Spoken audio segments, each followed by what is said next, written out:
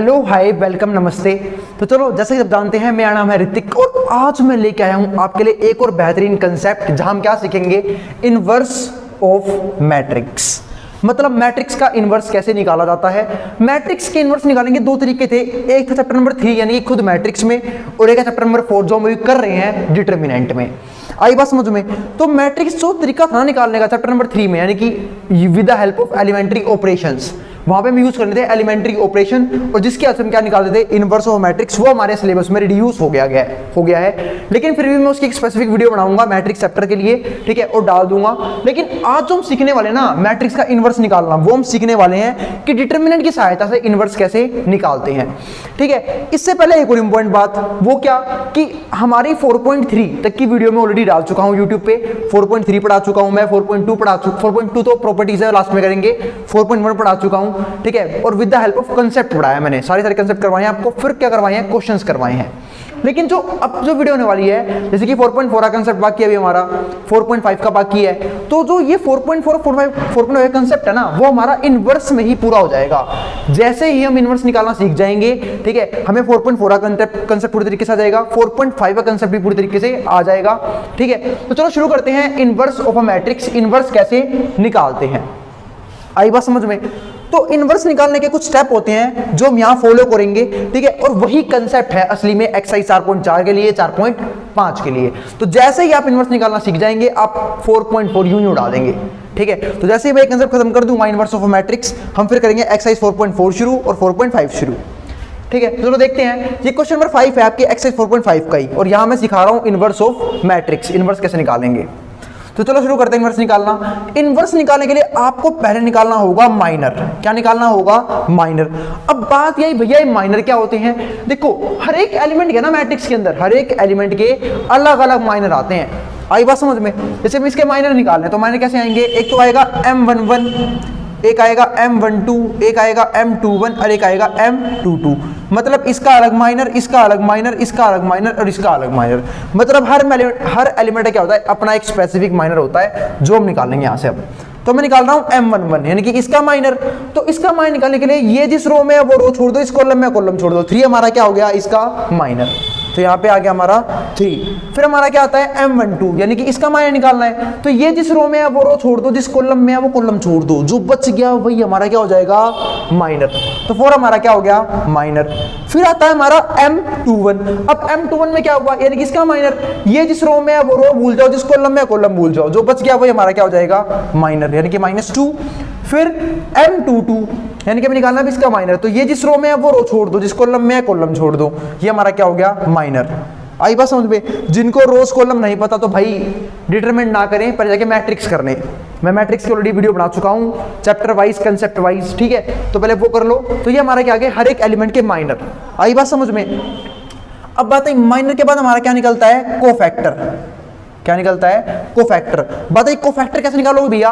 Cofactor निकालना बाएं हाथ का खेल है, माइनर निकल गया ना एक बार, कोफैक्टर तो बाएं हाथ से निकल जाएगा। वो कैसे, आपको बस ये देखना है, ये इसको जोड़ना है। तो 1 और 1 कितना आ गया, 2, ठीक है। तो पहले समझते हैं कि कोफैक्टर तो हम निकालना सीख लेंगे। कोफैक्टर भी माइनर की तरह हर एलिमेंट का अलग अलग होता है, और कोफैक्टर को दिखाते हैं बड़े वाले ए से, जैसे माइनर M से दिखाते थे। तो A11 ऐसे ही आएगा, A12 ऐसे ही आएगा, A21 ऐसे ही आएगा, A22, ठीक है। तो आप इनको जोड़ लो, तो जब बता ही रहा था। तो 1 और 1 कितना आ गया, 2। अगर जोड़ने पे आ रहा है इवन, तो यूं का यूं हमारा माइनर कोफैक्टर बन जाता है।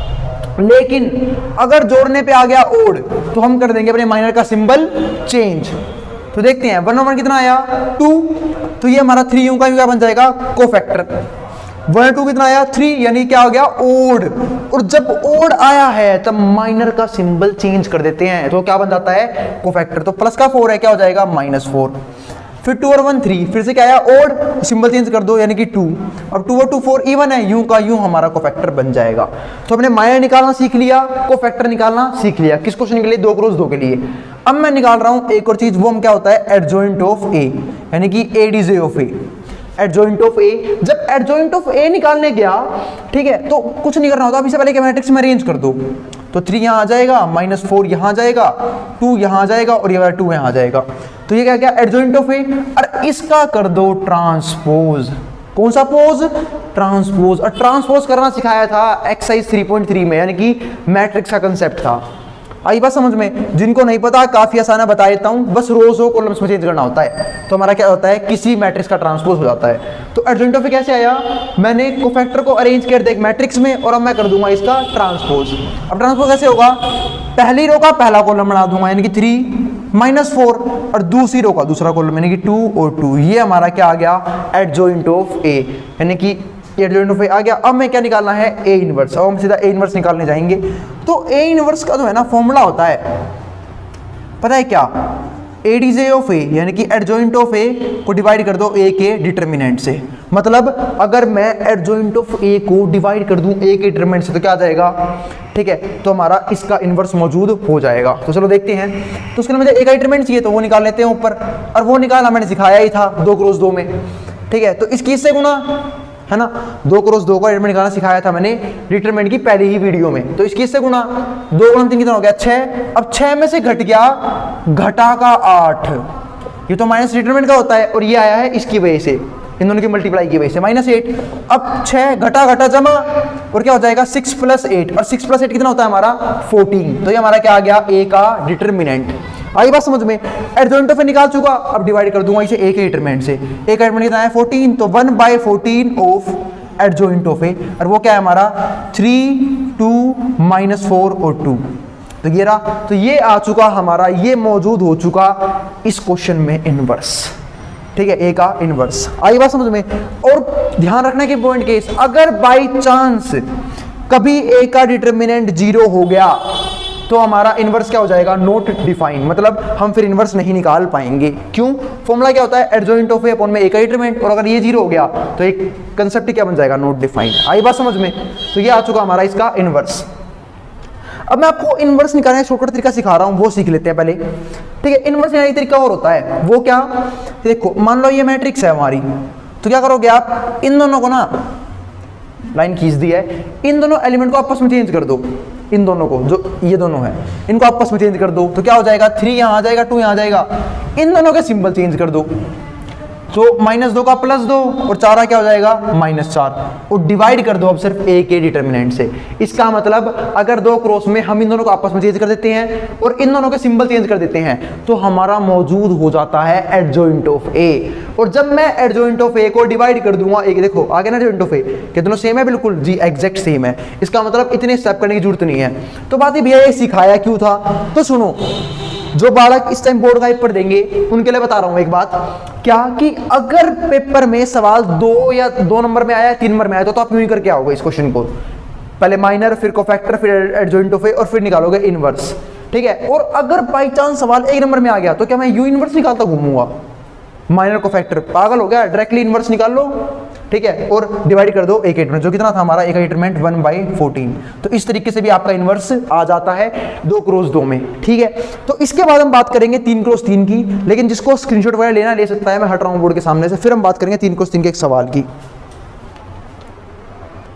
चलो, फिर मैंने आपके सामने लिख दिया है एक और क्वेश्चन, एक्सरसाइज 3.3 का, 3.3 बोल रहा हूं, 4.5 का इनवर्स निकालना है क्वेश्चन नंबर 7 में। आई बात समझ में? तो बात है भैया, अब इस क्वेश्चन का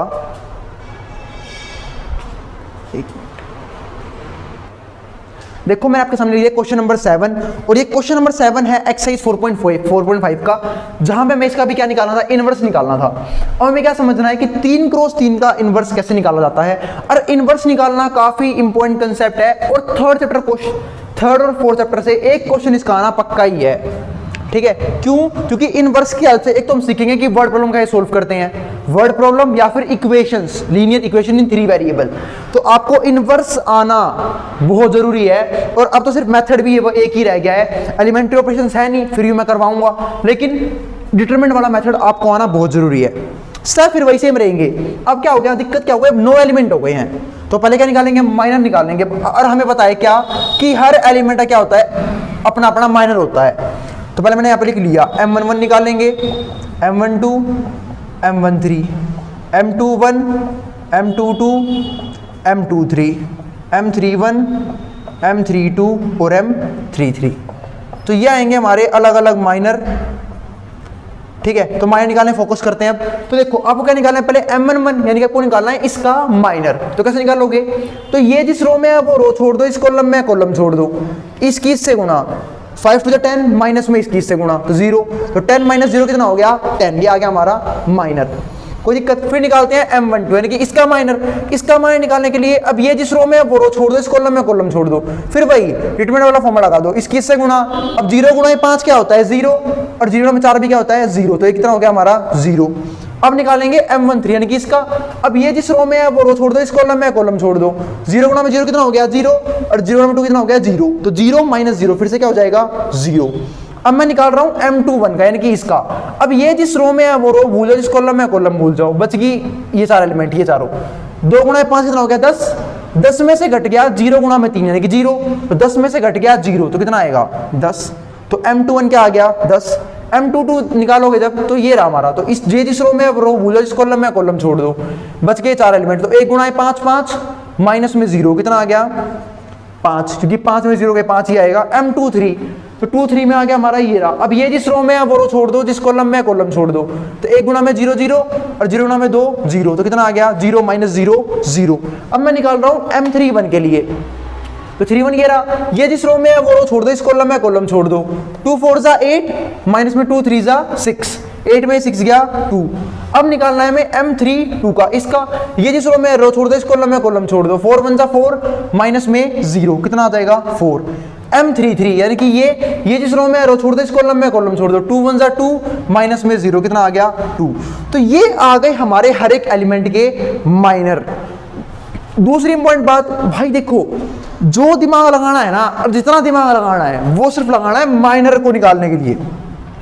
क्यों, क्योंकि आप माइनर में गलती करके ना सवाल आपका वहीं ढेर हो जाएगा। क्योंकि माइनर की हेल्प से क्या निकालेंगे, कोफैक्टर, अभी भी सिखाया था मैंने। अब कोफैक्टर आएगा माइनर की हेल्प से। कोफैक्टर की हेल्प से क्या बनता है एडजॉइंट ऑफ ए, और एडजॉइंट ऑफ हेल्प उसकी हेल्प से क्या बनेगा ए का डिटरमिनेंट। तो आपका सारा कंसेप्ट ही गलत हो जाएगा। तो माइनर बिल्कुल ध्यान से निकालना, बेस एक एक कैलकुलेशन लिख लेना वहां पे, लेकिन माइनर हमेशा ध्यान से निकालना। आई बात समझ में। अब मैं निकाल रहा हूं कोफैक्टर। कोफैक्टर भी क्या होते हैं हर एक एलिमेंट के अलग अलग। तो a11 की वैल्यू आएगी, a12 की, a13 की, फिर ऐसे a21, a22, a23, a31, a32 और a33 कोफैक्टर। अब कोफैक्टर तुम जानते हैं बाएं हाथ अकेला निकालना। फिर से भाई इसे देखना है। अगर सम हमारा इवन आया तो u का u माइनर क्या बन जाता है कोफैक्टर। अगर सम आ गया ओड तो कोफैक्टर माइनर का सिंबल चेंज कर देते हैं, तब बनता है हमारा कोफैक्टर। तो इवन यानी कि 10 हमारा कोफैक्टर आ गया, 2 और 1 3 ओड तो 0 ही रहेगा, 1 और 3 4 आ गया तो यूं का हमारा कोफैक्टर बन जाएगा। 2 और 1 3 तो 3 में कितना आ गया हमारा -10, क्यों सिंबल चेंज कर देंगे 3 आया है। 2 और 2 4 इवन यानी कि यूं का यूं कोफैक्टर बन जाएगा 5, 2 और 3 5 ओड आ गया तो 0 प्लस माइनस कुछ नहीं होता। 3 और 1 4 इवन आया, 2 यूं का यूं कोफैक्टर बन जाएगा। 3 और 2 5 क्या गया ओड, यानी क्या हो जाएगा माइनस का 4। 3 और 3 6 तो 2 ही हमारा क्या बन जाएगा कोफैक्टर। आई बात समझ में। माइनर आ चुका है, कोफैक्टर आ चुका है। अब मैं क्या निकालूंगा, हम जानते ही हैं एडजॉइंट ऑफ ए। और एडजॉइंट ऑफ ए क्या होता है कि आप इसे एक मैट्रिक्स में अरेंज कर दो। तो करते हैं अरेंज, 10 0 0 -10 5 और 0 2 -4 और 2, ठीक है। और अब मैं कर दूंगा इसका ट्रांसपोज, मतलब अगर हम कोफैक्टर को एक मैट्रिक्स में अरेंज कर दे और फिर कर दे उसका ट्रांसपोज तो क्या आता है हमारा एडजॉइंट ऑफ ए। तो करते हैं इसका ट्रांसपोज तो क्या आएगा। और ट्रांसपोज करना उम्मीद है सबको आता होगा, नहीं आता होगा तो भाई ट्रांसपोज वाली वीडियो देख लेना, ठीक है। वैसे बहुत ईजी होता है, रोज को कॉलम्स में चेंज कर दो। तो पहली रो का पहला कॉलम बना दूंगा 10 0 0, दूसरी रो का दूसरा कॉलम -10 5 0 और तीसरी रो का तीसरा कॉलम 2 -4 2, तो ये आ गया, ठीक है। अब बात रहेगी इनवर्स की। तो ए इनवर्स कैसे आएगा, ए इनवर्स आएगा जब मैं डिवाइड कर दूंगा एडजॉइंट ऑफ ए को ए के डिटरमिनेंट से। तो जैसे ही एडजॉइंट ऑफ ए को डिवाइड करूंगा ए के डिटरमिनेंट से हमारा क्या मौजूद हो जाएगा, इनवर्स मौजूद हो जाएगा। अब समझते हैं कि भैया ए का डिटरमिनेंट कैसे निकलेगा। अब ए का डिटरमिनेंट 3 को स्थिर भी निकालना सिखा चुका था मैं, आई बात समझ में। लेकिन अब बता रहा हूं एक और सिंपल तरीका। अगर हम किसी भी रो के एलिमेंट्स की मल्टीप्लाई उसी एलिमेंट के कोफैक्टरों से करवा दे और जोड़ दे तो हमारा एक का डिटरमिनेंट आ जाता है। दोबारा सुन लो, अगर मैं किसी रो के एलिमेंट्स की मल्टीप्लाई उसी के कोफैक्टरों से कर दूं तो हमारा a का डिटर्मिनेंट आ जाता है। आई बात समझ में? तो चलो देखते हैं। यानी कि a गुणा में 10 कितना हो जाएगा 10, बीच में प्लस, 2 गुणा में 0, तो 0 गुणा में कुछ भी हो 0, बीच में प्लस, और 3 गुणा में 0 क्या हो जाएगा 0, तो कितना आंसर आ गया 10। यानी कि हमारा a का डिटर्मिनेंट आ चुका है 10। तो बस इनवर्स क्या आएगा हमारा एडजॉइंट ऑफ a, यानी कि 10 माइनस 10 2, 0 5 माइनस 4 0 0 2 और डिवाइड बाय 1/10, खत्म। ये हमारा आ गया उस ए मैट्रिक्स का इनवर्स। अब एक और खास बात वो भी सुन लेते हैं, वो क्या कि भैया इस तरीके से इनवर्स क्यों आया। एक बात बताऊं, इनवर्स हमने उस तरीके से निकाला है जिस तरीके से हमने पहले निकालने सीखे थे। क्या हमने अभी भी एक्सपेंड ही किया, दिखाता हूं क्या होता है। अब मैं एक्सपेंड करके इनवर्स निकालता हूं, तो एक्सपेंडिंग अलोंग R1, अगर मैं मान लो बाई चांस R1 से एक्सपेंड करता है इस क्वेश्चन को। वैसे अगर मुझे डिटरमिनेंट इस क्वेश्चन में निकालना है with the help of expanding, तो मैं यूज करता इसको C1 को। क्यों? क्योंकि मैंने सिखाया था जिस रो या जिस कॉलम में मैक्सिमम 0 मौजूद हो तो भाई उससे एक्सपेंड करना। या तो मैं इसे C1 से एक्सपेंड करता या मैं इसे एक्सपेंड करता R3 से। क्यों? C1 और R3 दोनों में ही 2 0 मौजूद हैं। आई बात समझ में? और ये बात समझाई थी मैंने कि जिस रो या जिस कॉलम में मैक्सिमम 0 मौजूद हो आप उससे एक्सपेंड करोगे। चलो फिलहाल मैं R1 से कर रहा हूं। क्यों? क्योंकि मैंने इस रो के कोफैक्टर की मल्टीप्लाई इससे करी थी। तो चलो देखते हैं क्या होता है। तो 1 आएगा यहाँ पे। अब ये और ये रो कॉलम छोड़ देंगे। तो एक बात बताओ, ये तो हमने एलिमेंट निकाला था, ये तो था हमारा M11, 5 दूनी 10, 10 में 0 गया, तभी तो आया था ये। कोई दिक्कत? तो इसकी मल्टीप्लाई 10 ही करनी थी हमें यूं भी। अब बात ये बीच से माइनस होता पर आपने यहाँ पे प्लस लगा रखा है। चलो देखते हैं, उसको भी देख लेंगे। ठीक है, फिर क्या आता हमारा 2। अब ये जिस रो में है वो रो छोड़ दी, इस कॉलम में कॉलम छोड़ दिया, इसकी इससे गुणा माइनस में इसकी इससे गुणा, उससे ये आया था। अरे चलो मान लिया यहाँ पे कुछ और एलिमेंट आ जाता तो बात है भैया, हम तो यहाँ पे सिंबल चेंज करते हैं, माइनस लिखते हैं यहाँ पे, पर यहाँ पे तो हमने प्लस लिख रखा है। तो मेरी बात सुनो, इस एलिमेंट का सिंबल है ना, हमने यही से चेंज कर दिया था। यूं करने पे तो माइनर आता है, पर कोफैक्टर करते वक्त इसका सिंबल अपने आप ही चेंज हो जाता, इसलिए यहां भी कोई फर्क नहीं पड़ेगा। आई बात समझ में? क्योंकि यहां सिंबल बदल के ही आता वो जो यहां से बदलना था, इसलिए यहां पे प्लस हो गया था बीच में वहां पे। आई बात समझ में? तो ये भी क्या हो जाएगा 0। ठीक है, फिर ये वाला 3 लूंगा +3। अब इसकी वजह से कॉलम छोड़ दिया, यही था हमारा माइनर, ये रहा, और फिर उससे बन गया तो कोफैक्टर, तो वो भी 0 आया था। तो क्यों करूं दोबारा सोल्व? तो इसका मतलब तरीका वही है, बस हमने वो स्टेप पहले कर रखे तो बार बार क्यों करे वो स्टेप दोबारा से। आई बात समझ में? तो यहां से क्या आंसर आया, ये 0 हो जाएगा, 0 नाम में कुछ भी हो 0, ये भी 0 हो जाएगा, और यहां से क्या आंसर आएगा 10। आई बात समझ में? तो यहां से हमने एक और तरीका सीखा डिटरमिनेंट निकालने का, जो कि बकवास है। वही तरीका है क्या कि अगर हम किसी मैट्रिक्स के कोफैक्टर की मल्टीप्लाई उसी के एलिमेंट से करवा दे और जोड़ दे तो हमारा डिटरमिनेंट मौजूद हो सकता है। और हो सकता है क्या होगा? आई मेरी बात समझ में? ठीक है, तो ये था हमारा 3x3 का इनवर्स निकालने का तरीका। अब ध्यान से मेरी एक बात ध्यान सुन लेना, माइनर निकालते वक्त गलती मत करना बिल्कुल भी। अगर माइनर गलत हो गया तो कोफैक्टर गलत तो एडजॉइंट गलत, और एडजॉइंट गलत तो इनवर्स गलत, कोई रोक नहीं सकता इस बात को। आई बात समझ में? तो चलो फिर हमने इनवर्स निकालना सीख लिया है, अब हम करेंगे तसल्ली छोड़ाएंगे 4.4 को भी और 4.5 को भी। हमारा कंसेप्ट खत्म हो चुका है। मिलते हैं फिर अगली वीडियो में, तब तक के लिए टाटा बाय बाय। ठीक है, और मैं हट रहा हूं बोर्ड के सामने से, अगर स्क्रीनशॉट लेना तो ले सकता है।